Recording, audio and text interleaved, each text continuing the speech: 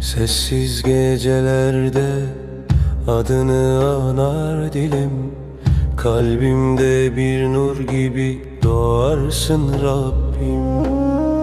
Düşsem de kaldırırsın merhametinle, sığınırım yalnız sana her nefeste.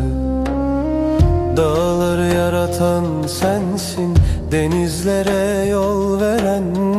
Bir ol deyince olur her şey, alemlerin tek sahibi sen. Günahımla geldim sana, affına muhtacım ya Rab.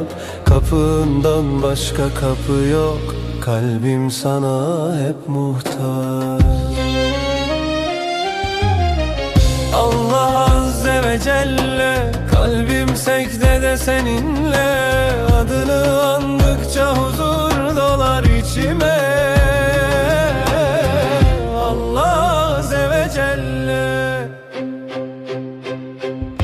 sensin gönlümün sahibi, sensin dertlerin tabibi. Rahmetin sarar bizi, Allah Azze ve Celle.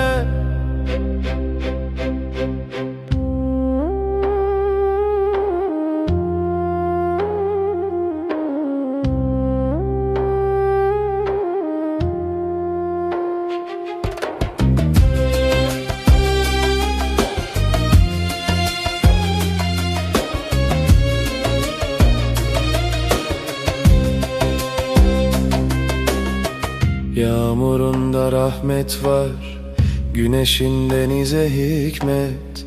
Bir kuşun kanadında bile yazılı sonsuz kudret. Ne zaman dara düşsem açılır sana ellerim.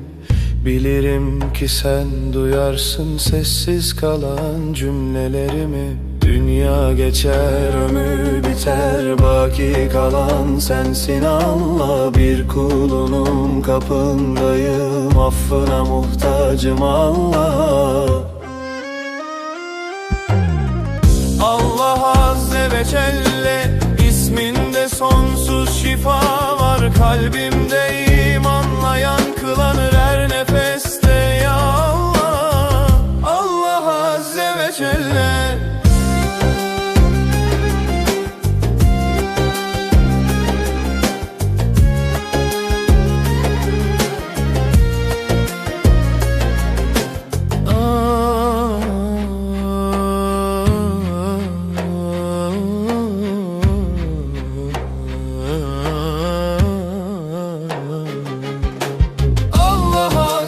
Celle, nurun düşsün gönlüme, son nefeste adın olsun dilimde ve kalbimde.